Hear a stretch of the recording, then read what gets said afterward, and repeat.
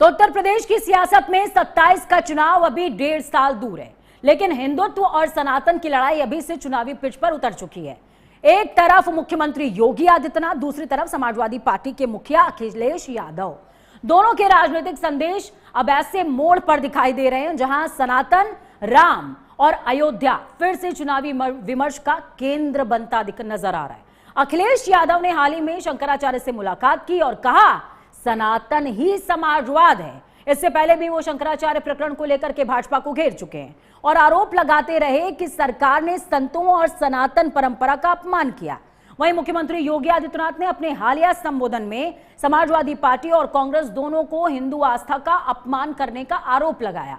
उन्होंने साफ कहा जो लोग राम मंदिर का विरोध करते रहे वही आज उसकी राजनीति कर रहे हैं। अपने भाषण में उन्होंने यह भी कहा कि पहले अयोध्या में हनुमानगढ़ी की सीढ़ियों पर नमाज पढ़े जाने जैसी घटनाएं होती थी, चर्चा का विषय बनती थी, लेकिन उनकी सरकार ने अयोध्या की पहचान बदल दी। साथ ही उन्होंने अखिलेश यादव पर तंज कसते हुए चुनौती दी कि अगर वो सनातन की बात करते हैं तो क्या जामा मस्जिद में नमाज पढ़वाने की बात करने के अलावा क्या वहां पर वो हनुमान चालीसा पढ़वा सकते हैं। यह भी कहा है मुख्यमंत्री योगी आदित्यनाथ ने। यह मुख्यमंत्री का राजनीतिक बयान है। यानी सवाल सिर्फ इतना ही नहीं कि कौन सनातन की बात कर रहा है, बड़ा सवाल यह है कि क्या भाजपा 27 में हिंदुत्व के अपने स्थापित एजेंडे को और धार दे रही है, और क्या समाजवादी पार्टी पीडीए के साथ साथ सॉफ्ट हिंदुत्व की रणनीति अपनाकर भाजपा के पारंपरिक राजनीतिक नैरेटिव को चुनौती देना चाहता है।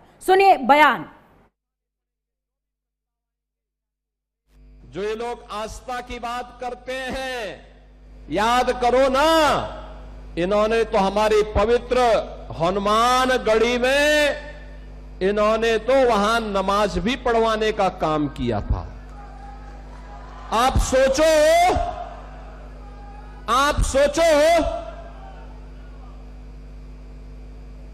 कल्पना करिए, क्या कोई जामा मस्जिद में कभी हनुमान चालीसा का पाठ कर पाएगा?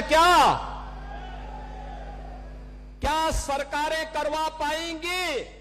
क्या समाजवादी पार्टी और कांग्रेस करवा पाएगी? अगर नहीं करा पाएगी तो ये पाप क्यों करवाया गया था? अयोध्या में हनुमानगढ़ी की सीढ़ियों पर नमाज पढ़वाने का पाप क्यों करवाया गया था? पूरे दुनिया के सनातनी चिंतित हैं कि जिस तरीके से व्यवहार, जिस तरह से भारतीय जनता पार्टी ने अयोध्या में प्रभु श्री राम, मर्यादा पुरुषोत्तम राम, जिन्होंने मर्यादा हमें दी समाज, उस मर्यादा को इन्होंने तोड़ मरोड़ करके अपने स्वार्थ में न जाने। तो चलिए ग्राफिक्स के जरिए आपको समझाते हैं कि क्या कुछ चल रहा है, किस तरीके की सियासत है और क्या नैरेटिव सेट करने की कोशिश हो रही है।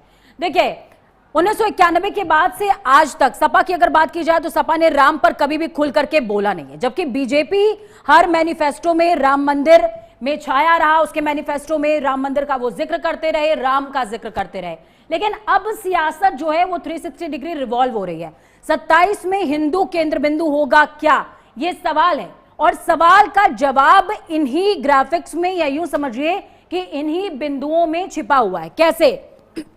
91 के बाद से आज तक सपा ने राम पर कभी भी खुलकर नहीं बोला। राम पर सपा बचती आई, लेकिन यह मौका है सपा के सामने कि सपा अब खुलकर बोल रही है, चढ़ावा चोरी का जिक्र कर रही है। दूसरी तरफ सपा चढ़ावा चोरी के प्रकरण को 27 में भुनाना चाहती है। जैसा कि मैंने बताया कि पहले कभी नहीं बोला, लेकिन अब यह मौका है समाजवादी पार्टी के सामने, अखिलेश यादव के सामने, कि 27 के रण में इस मुद्दे को भुना सकते हैं। और यही वजह है कि अखिलेश यादव गाहे बगाहे, या समाजवादी पार्टी नेताओं की बात की जाए तो गाहे बगाहे, वो जिक्र करने से नहीं चूकते हैं चढ़ावा चोरी का। बीजेपी अपना वोट बैंक छिटकने नहीं देना चाहती है। हम सभी जानते हैं कि बीजेपी का जो कोर वोट बैंक है हिंदुत्व है, और हिंदुत्व के इर्द गिर्द ही बीजेपी की पूरी सियासत चलती है। वो नहीं चाहती बीजेपी की छिटक जाए।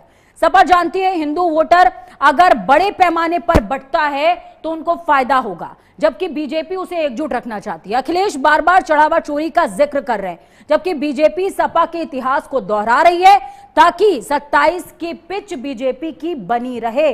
तो ये दोनों की सियासत है, दोनों का जिक्र है, दोनों की बात है, जिसमें वो तमाम तथ्य निकलकर सामने आ रहे हैं कि 27 के पिच में किस तरीके से जिक्र हो रहा है। अब कुछ सवाल है, प्राइम न्यूज का सीधा सवाल, क्या 27 में हिंदुत्व ही सबसे बड़ा चुनावी मुद्दा बनने वाला है? ये हम सवाल पूछ रहे हैं।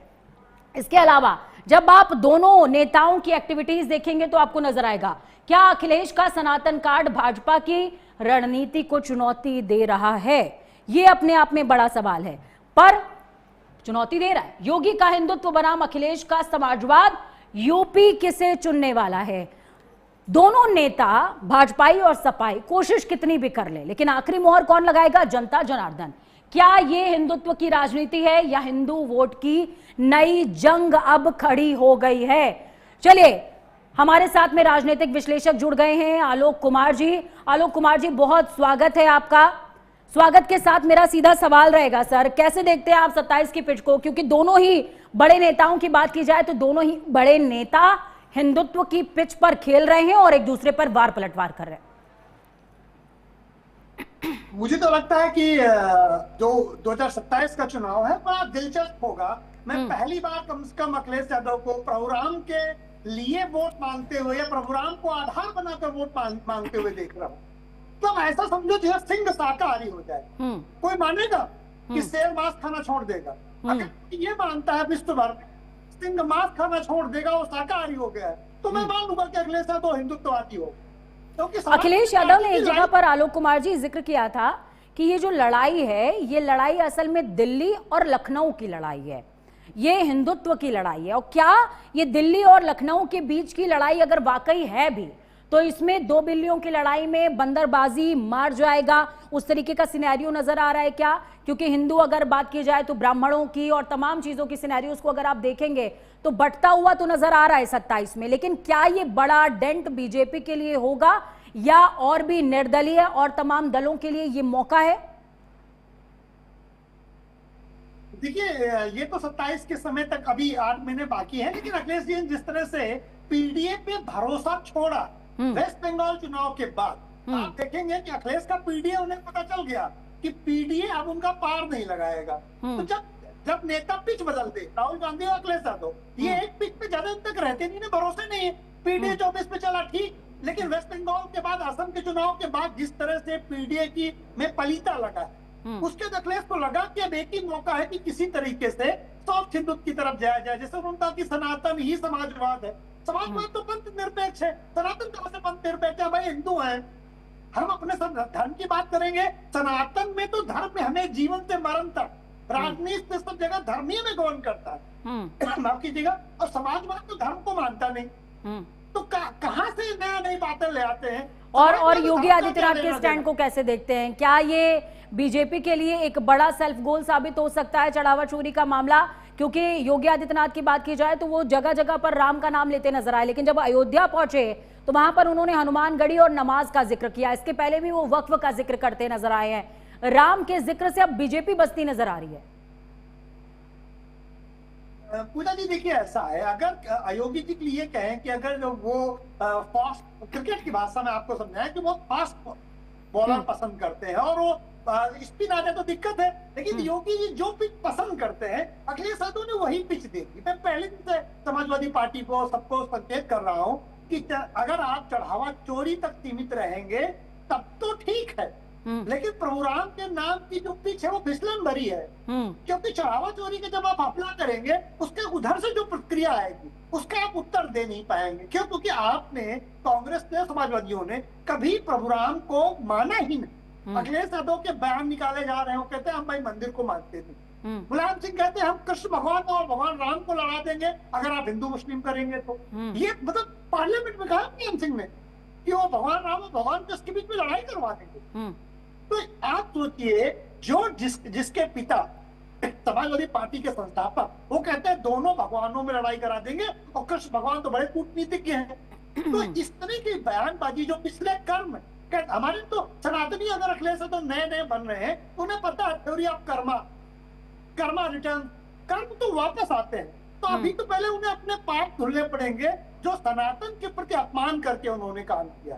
लेकिन फिर भी भारतीय जनता पार्टी का योगी जी को छोड़ दें तो कुछ नेता थोड़े असहज भी हैं, लेकिन हमारे योगी जी यानी उत्तर प्रदेश के योगी जी कम से कम ये मानते हैं कि उनके लिए कोई असहजता नहीं है। अब विपक्ष प्रभुराम को मुद्दा बना, अगर विपक्ष बीजेपी की पिच को सजा रहा है तो आप सोचिए कि नुकसान किसको होगा। चलिए, बहुत शुक्रिया सबसे बड़ा सर, काम ये आपने है कि अहम दृष्टि दी इस